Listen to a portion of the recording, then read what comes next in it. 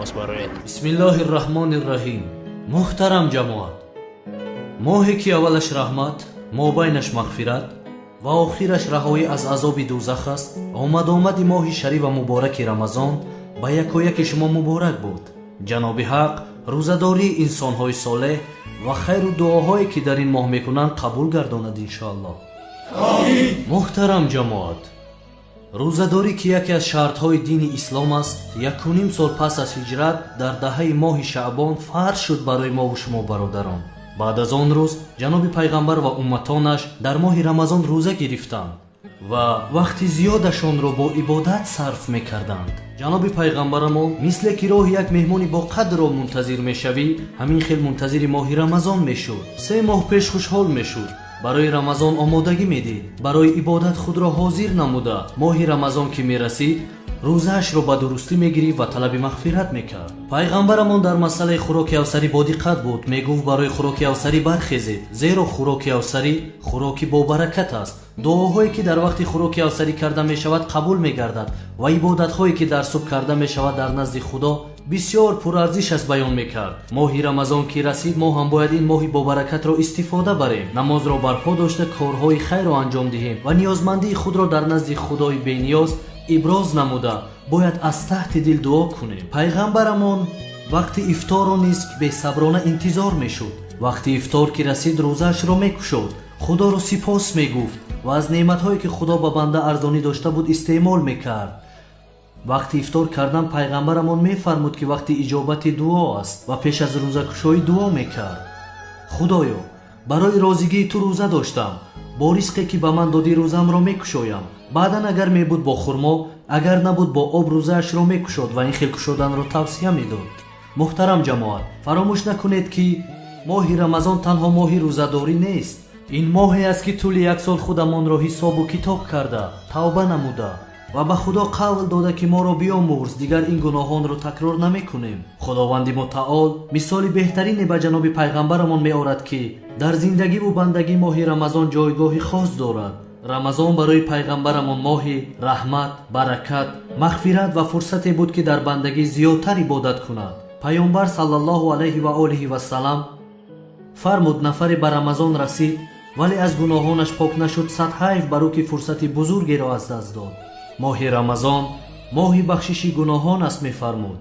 ҷаноби пайғамбарамон дар моҳи рамазон мисли дигар моҳҳо аз худо ҳамеша истиғфор талаб мекард. ғайбат, туҳмат, дурӯғ ва дигар гуноҳонро ҳаргиз намекард. пайғамбарамон рӯзаро бо хоб намегузаронд, бо ибодат мегузаронд. ӯ саллаллоҳу алайҳи ва олиҳи вассалам мефармуд, рӯзадорӣ аз ташнагӣ ва холӣ мондани меъда иборат нест. пайғамбарамон бо ҳама аъзояш рӯза медошт. рӯзаро дилаш, забонаш ва ҳама ҳуҷайраҳояш медошт ва ӯ дар ин масъала моро огоҳ кардааст. зиёд нафарони рӯзадор аст ки рӯзаи доштаи онҳо ба ҷуз гуруснагӣ ва ташнагӣ дигар чизе надорад. дар ҷои дигар ин хел фармудааст: нафароне ки дурӯғ ва туҳматро тарк намекунанд, бидонанд ки худованд ба нахӯрдану нанӯшидани онҳо ҳеҷ эҳтиёҷе надорад. рӯза парда аст, сипарест муҳофизатгар. нафари рӯзадор набояд гапи бад гӯяд, рафтори ношоиста кунад ва ҳар раҳгузаре ки санг зад набояд дар иваз ба ӯ санге партояд ва бояд орому сабур бошад.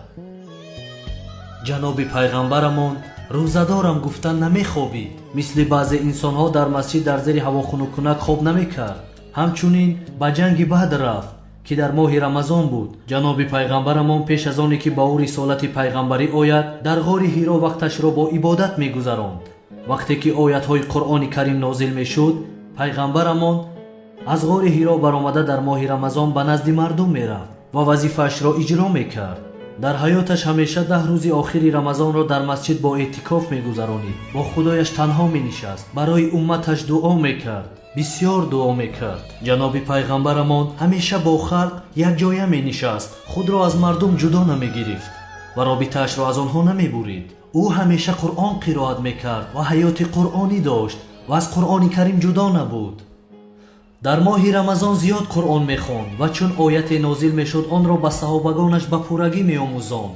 дар сураи Қадр худо мефармояд ки мо Қуръонро дар моҳи шарифи Рамазон нозил намудем бандагон. Пайғамбарамон бошад оятҳои Қуръонро дар вақту соаташ ба мардум мерасонид. Пайғамбарамон дар моҳи Рамазон ҳамеша даст ба дуо буд ва ҳар сонияи рӯзаро бо ибодат мегузаронд ва ин амалҳои хубе ки дар Рамазон иҷро мекард, баъди Рамазон ҳам идома медод ва инро ба умматаш тавсия мекард, чунки пайғамбарамон моҳи Рамазонро фурсати тағйир ёфтан медонист. муҳтарам ҷамоат, мо бояд ҳамчун умматони пайғамбар дар ин моҳи муборак фарзу суннатҳои паёмбарамонро ба амал расонем ва аз худову расул он гуна ки шоиста аст бо сидқ пайравӣ намоем. худованд моро мусалмони ҳақиқӣ гардонад ва аз бахшишу мағфираташ бенасиб нагардонад. амин. ба худованд дар ин моҳи муборак барои кушодани рӯзаҳоямон ба мо бандагонаш неъматҳое ки насиб кардааст шукри бепоён мекунем. ба бародароне ки мушкилӣ доранд, бемор ҳастанд, мусофиру ғариб ва дар кишварҳояшон ҷангу ҷидол аст, аз даргоҳи худо сулҳу оромишро талаб мекунем. худованд моро дастгири мазлумон, ғарибон ва инсонҳои фақиру нотавон бигардонад. амин. худованд ба мо шукри неъматҳои бепоёнро ба ҷо оварданро насиб кунад иншоалло. амин. моҳи рамазоне ки шоҳи 11 моҳи дигар аст, имсол ҳам ба мо алакай расид. ба даргоҳи худованд ҳамду сано мекунем. ба ҳама мусалмонҳои дунё рамазони шариф муборак бошад. худованд ин моҳи муборакро ба хайр гардонад иншоалло. амин. амин. бачаҳо салом. салом акаиҷри.